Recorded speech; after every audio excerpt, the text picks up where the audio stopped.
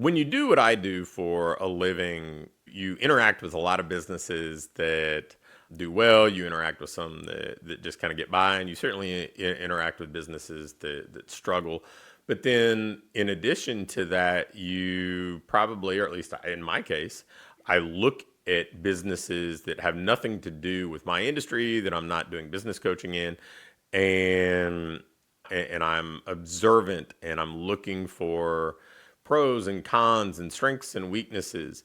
And occasionally I get asked to advise or coach or consult with businesses outside of the fitness industry. I've worked with everything from law firms to real estate practices to medical practices down to agricultural businesses. And sometimes it's a little bit of a mystery as to why businesses fail, but most of the time it's not. Most of the time, if you spend some time looking at it from the outside looking in, or if you're the owner just trying to be self-aware, you can see the bottlenecks. Now, you'll see plenty of people try to rationalize, hey, it's location, it's the economy, the market's saturated. There's always some sort of excuse. But I've seen businesses thrive in the most challenging circumstances.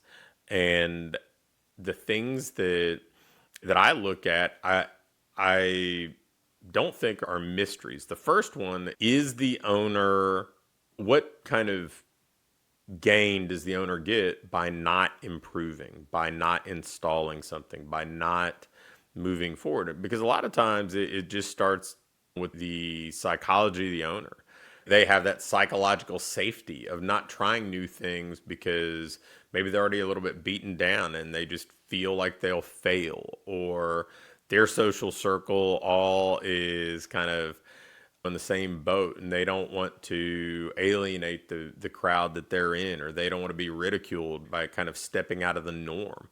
But you're usually getting some sort of gain by anything that you do. There's some sort of gain internally that's rewarding to us, even if it seems kind of convoluted. So that's the first place I look, is like, okay, is the owner getting in the way with their mentality? What do they have to gain by staying stuck, by struggling?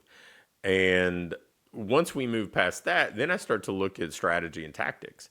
And I was observing a small restaurant a while back, and I see this a lot with restaurants. They independently owned restaurants have such challenges anyway because they don't have leverage in purchasing food and that sort of stuff. So they're paying higher prices. They have smaller margins. But, a lot of restaurants, businesses they just sit there and wait for people to walk through the door. They don't go out and seek catering opportunities. They don't go and run promotion or daily specials or things like that.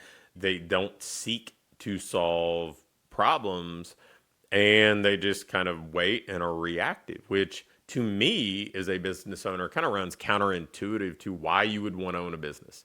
Why would you want to own a business if you're not seeking more control over your results, over your outcomes, over your destiny? So sitting back and kind of being reactive.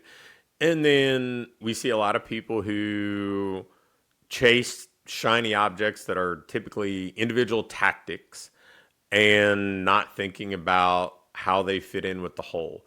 We saw this a lot with the gym launch days when they were kind of running the lose 20 and 6 challenge. And I saw gym launch try to get athletic focused businesses to bolt on a lose 20 and 6 challenge, as if we really need to go encourage teenagers to see themselves as having health and weight issues. We saw this back in the gym launch days when they were really promoting the lose 20 and 6 challenge. They would kind of bolt on this tactic to the front of any business. It didn't matter if they trained young athletes. It didn't matter if they had a premium priced private or semi-private service. It was large group, weight loss focus. No matter what it would do to the culture, or no matter how inappropriate it was to the audience. And by having these pieces added in, it actually made the whole weaker instead of stronger. And not to mention the financial investment that went along with it. I saw that sort of thing causes many businesses to fail as it causes to succeed. So not having the tactics that you're selecting being aligned with your overall strategy.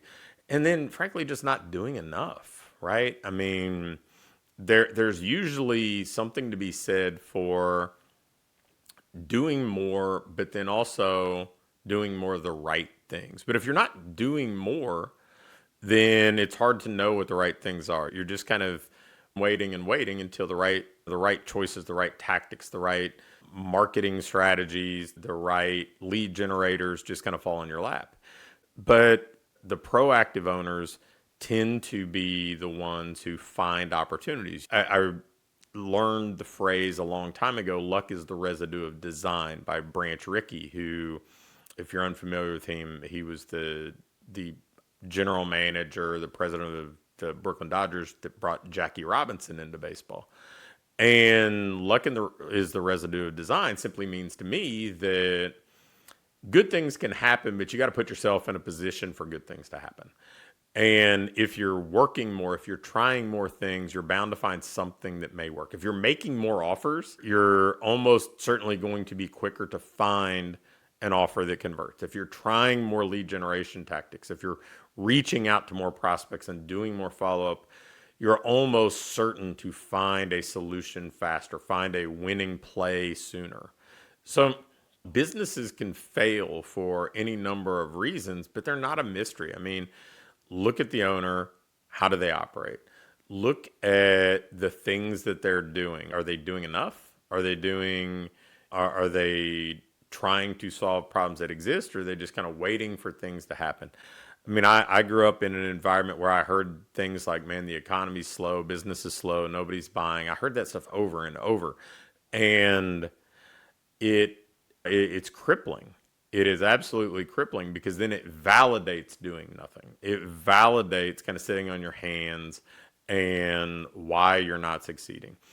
You would never hear that from the successful business owners that I work with, the successful business owners that I've seen.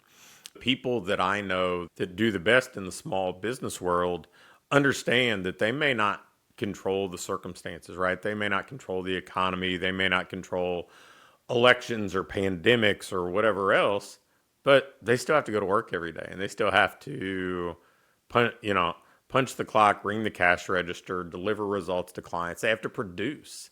And the people who lean into that, take responsibility for that, are always the ones who do better. So sometimes the easiest way to find out how to win is to see how people fail and avoid it.